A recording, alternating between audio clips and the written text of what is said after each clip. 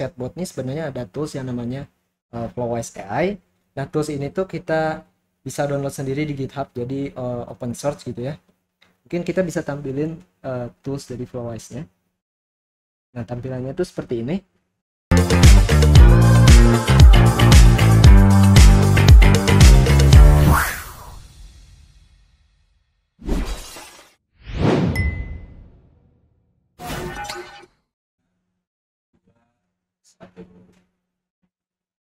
Baik, untuk podcast kali ini dari podcast IF Sakti, kedatangan tamu dari kelompok 2 mata kuliah Interaksi Manusia dan Komputer kelas C.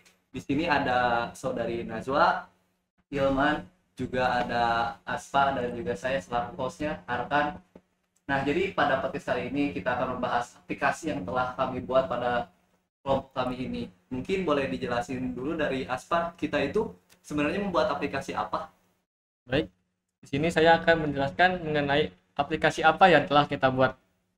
Jadi kelompok kami itu membuat sebuah aplikasi chatbot berbasis AI yang mana berfungsi untuk meningkatkan efisiensi pemesanan pada restoran yang ramai. Oke, untuk latar belakangnya sendiri, kenapa sih kelompok kita itu membuat aplikasi tersebut? Untuk latar belakangnya, seperti yang kita ketahui, di restoran yang ramai, pelayanan sering terkendala karena masalah keterbatasan jumlah pelayan dan juga pemrosesan pemesanan yang secara manual bisa dibilang cukup lambat. Maka dari itu kami mengembangkan aplikasi chatbot AI ini untuk yang dirancang untuk mengatasi masalah tersebut. Nah, di dalam aplikasi ini pelanggan memungkinkan untuk melakukan pemesanan secara mandiri menggunakan antar muka chatbot tanpa perlu menunggu pelayan datang pada pelanggan tersebut. Selain itu, tujuan utama dari aplikasi chatbot AI ini adalah untuk meningkatkan efisiensi layanan di restoran tersebut. Lalu, untuk memudahkan pelanggan dalam melakukan pemesanan dan untuk memberikan pelayanan yang lebih baik, lebih cepat, dan lebih tepat dari pihak restoran kepada pelanggan tersebut. Oke, berarti ini merupakan sebuah solusi ya bagi beberapa restoran dan juga dunia F&B untuk meningkatkan efisiensi dan juga pemberian kesan inovatif kepada dunia digitalisasi ya teman-teman. Oke, mungkin langsung aja ya kita kepo ke aplikasinya, seperti apa sih tampilannya, boleh dijelasin ke Najwa? Jadi aplikasinya itu yang pertama nanti pelanggan itu bakal melakukan scan kode QR dulu untuk masuk ke aplikasi websitenya. Jadi, Oh, boleh dicoba ya teman-teman, ada QR-nya. Jadi nanti saya scan di sini QR-nya.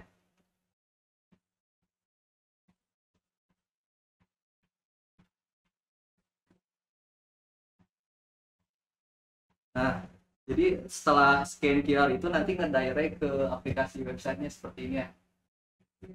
Oke. selanjutnya nanti setelah masuk ke website itu nanti pelanggan itu memencet tombol ini, tombol pesan. Itu pelanggan meminta gitu, saya ingin memesan menu gitu. Terus itu nanti chatbot melakukan permintaan untuk nama menunya, jumlah pesanannya, nama pelanggannya, nomor meja, dan deskripsi tambahannya kalau ada.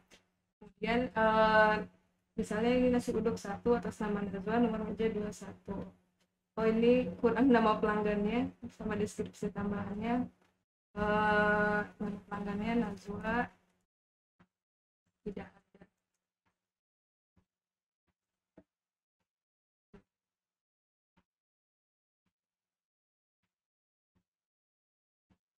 Ini nanti chatbotnya itu bakal konfirmasi nama menunya nasi uduk, jumlahnya 1, nama pelanggannya atas nama Najwa, nomor mejanya itu 21. Kemudian si chatbotnya juga meminta gitu, ke pelanggan untuk melakukan pembayaran ke kasir gitu.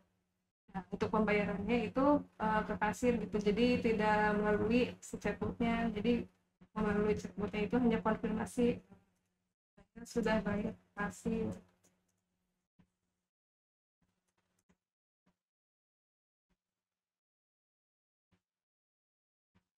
Terima kasih. Oke, udah nih untuk konfirmasi pembayarannya ini masuk ke sini.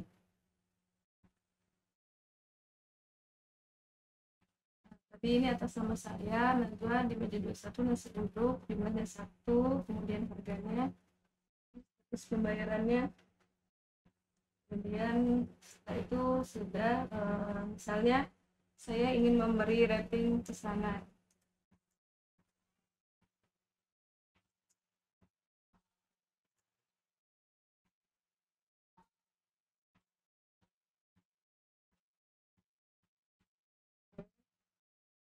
Ratingnya misalnya ratingnya 5, komentarnya nasi uduknya enak misalnya.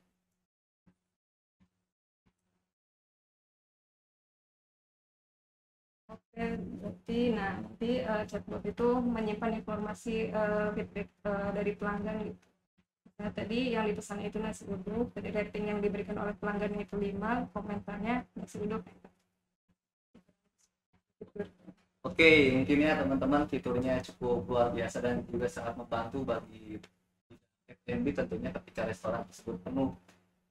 Langsung ke bagian pembuatan, kita pasti pengen tahu pembuatannya seperti apa dari aplikasi chatbot ini tentunya.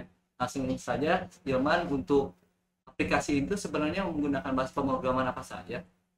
Nah, untuk bahasa pemrogramannya sih kita gunain Node.js dengan Express.js ya, untuk kita ambil API dan interaksi dengan database-nya. Oke, untuk bahasa pemrogramannya sepertinya sudah dijelaskan, tapi sepertinya masih ada beberapa tools tentunya yang digunakan. Nah, untuk tools atau software yang kita gunakan untuk kita buat chatbot ini sebenarnya ada tools yang namanya Flowise AI. Nah, tools ini tuh kita bisa download sendiri di GitHub, jadi open source gitu ya. Mungkin kita bisa tampilin tools dari Flowise-nya. Nah, tampilannya tuh seperti ini.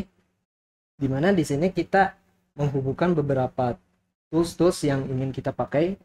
Yang pertama ada tools untuk kita dapetin API dari OpenAI. Nah, kemudian di sini ada beberapa tools untuk kita memesan, untuk kita dapetin menu, dan untuk kita rating pesanan. Nah, sebelum kita buat ini tentunya kita kan buat dulu web service ya, untuk kita dapetin API dan interaksi dengan database-nya. Nah, setelah API-nya ini sudah berjalan dengan baik, baru kita terapin di beberapa tools yang ingin kita gunakan ini. Contohnya misalkan untuk tools pemesanan gitu ya, kita bisa lihat. Nah, di sini ada deskripsi juga. Jadi deskripsi ini fungsinya agar si AI ini tahu bahwa ketika user ingin memesan, bahwa tools ini tuh ingin digunakan. Nah, kita bisa lihat ke bawah. Nah, ini adalah beberapa parameter yang diperlukan. Nah, ketika tools ini digunakan, itu ada script yang akan dijalankan. Nah, script ini itu akan kita untuk berinteraksi dengan si database-nya, sehingga akan masuk ke landing page kita. Oke, pemaparan yang cukup baik ya dari Hilman terkait pembuatan aplikasi tersebut. Jadi secara singkatnya aplikasi kita ini membuat sebuah langkah yang inovatif bagi perusahaan dunia F&B tentunya untuk mendigitalisasi era di kemudian hari. Mungkin dicukupkan saja dari podcast saya ini. Saya Mawar Raihan pamit undur diri. Terima kasih.